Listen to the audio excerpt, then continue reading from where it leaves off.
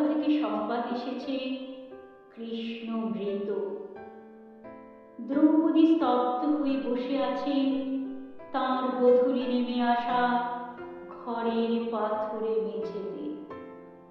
কৃষ্ণের মৃত্যু, এক অতি সাধারণ মানুষের মতো মৃত্যু এক পরম পুরুষের, তাও ব্যাধির তীরে। কৃষ্ণ মৃত, এই শব্দ দ্রৌপদীর শ্রবণ দিয়ে হিলহিলে বিষধর সর্পের মতো ঢুকে ভাবনা বিশ্বাসকে দংশন করে ধীরে ধীরে অবশ করে দিচ্ছে তার দেহ, মন, হৃদয়।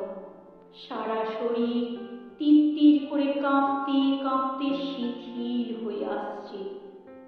চোখের তারায় তীব্র জ্বালা, অন্ধকারের শীতলতা সেই জ্বালাকে যেন আরো বাড়িয়ে তুলছে। আজ প্রদীপ জ্বলবে না তাঁর ঘরে, আজ আর কোনো ধুনোর গন্ধ, শঙ্খের মঙ্গল ধ্বনি নয়। ঈশ্বর মৃত। ঈশ্বরের মৃত্যু হয়। হঠাৎ এক তীব্র আর্তনাদ দ্রৌপদীর বুক চিরে, গলা ছিঁড়ে বেরিয়ে চারপাশের নেমে আসা অন্ধকারকে ছিন্ন ভিন্ন করে ঘর ছেড়ে অলিন্দ পেরিয়ে মিলিয়ে গেল রাত্রির বুকে। সেই আর্তনাদের প্রতিটি শব্দে অবিশ্বাস, ক্ষোভ, হতাশা দন্ত নখর নিয়ে ঘিরে ধরল দ্রৌপদীকে। কৃষ্ণ, তুমিও? তুমি কে? বলো তবে, তুমি কে? ঈশ্বরের তো মৃত্যু হয় না কৃষ্ণ। ঈশ্বর অমরত্বের অভিশাপ নিয়ে ঈশ্বর হন। তুমি সেখানেও আমায় ফাঁকি দিলে। প্রলাপের মতো উন্মাদ অভিশাপকে তুমি অমরত্ব দিলে, আমায় নিঃস্ব করে। কেন বলো, কেন? এক সাধারণ ব্যাধির তীরে অতি সাধারণ মৃত্যু হলো সম্ভবামী যুগে যুগে। তবে তুমি কে কৃষ্ণ? তবে আমি কে? এইভাবে আমার সমস্ত অগ্নিকে মৃত ভস্ম করে কি আনন্দ তোমার কেশব! এ কোন নতুন খেলা তোমার আমার জীবনের এই শেষ বেলায়? দ্রৌপদী অনুভব করলেন তার দু চোখ ছাপিয়ে জলের প্লাবন এক ভয়াল নদীর মতো নেমে আসছে গাল ভাসিয়ে, বুক ভিজিয়ে। এতকালের জমে থাকা চোখের জল যেন ভয়ানক খরস্রোতা নদী।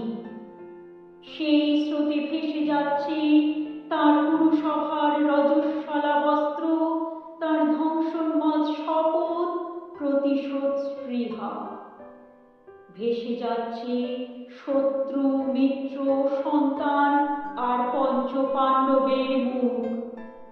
ভেসে যাচ্ছে শত শত বৈধব্য প্রলাপ। ভেসে যাচ্ছে অতীত, বর্তমান, ভবিষ্যৎ। ভেসে যাচ্ছে মহাকাল স্বয়ং। ভেসে যাচ্ছে সব, শুধু কৃষ্ণ ছাড়া।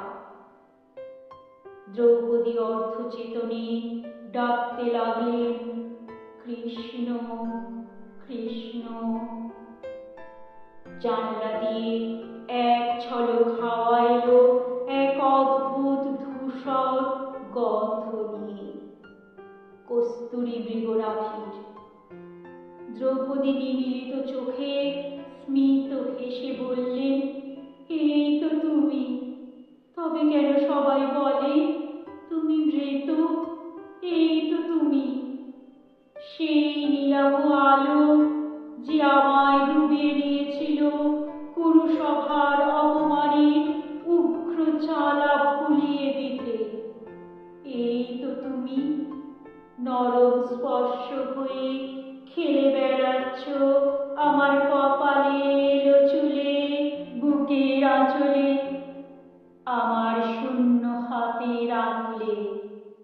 আমার সর্বাঙ্গ জুড়ে।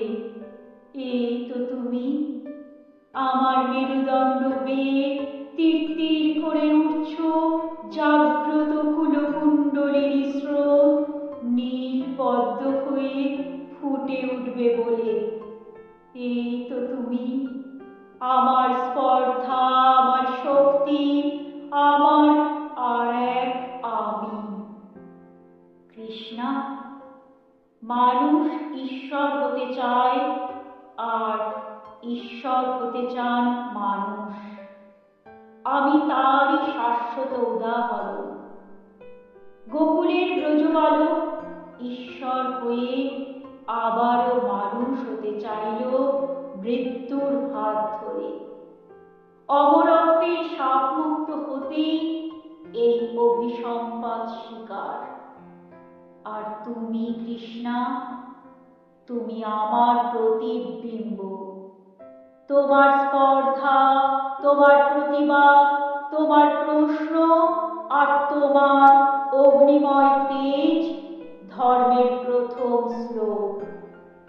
এ তোমার আপন অন্তর্জাত। তার জন্যে কৃষ্ণকে প্রয়োজন ছিল না তোমার, কৃষ্ণের প্রয়োজন ছিল তোমাকে।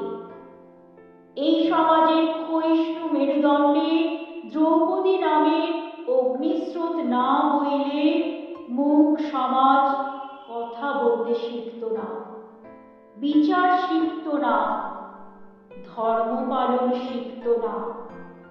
আর আমি পুরুষোত্তম হয়ে উঠতাম না। যুধিষ্ঠিরের ধর্মের প্রথম উচ্চারণ ছিলে তুমি কৃষ্ণা। ভীমসেনের উদ্ধত অগ্নি ছিলে তুমি। অর্জুনের গাণ্ডীবের ছিলা আর পার্থসারথীর রথের চাকা ছিলে তুমি। যুগ সন্ধিক্ষণে এই মহাকাব্যের অমোঘ ইস্পাত মেরুদণ্ড, এক অগ্নিময়ী নারী তুমি দ্রৌপদী, আমার কৃষ্ণা, যার কাছে স্বয়ং পরম পুরুষ আনত। ওঠো যাজ্ঞসেনী,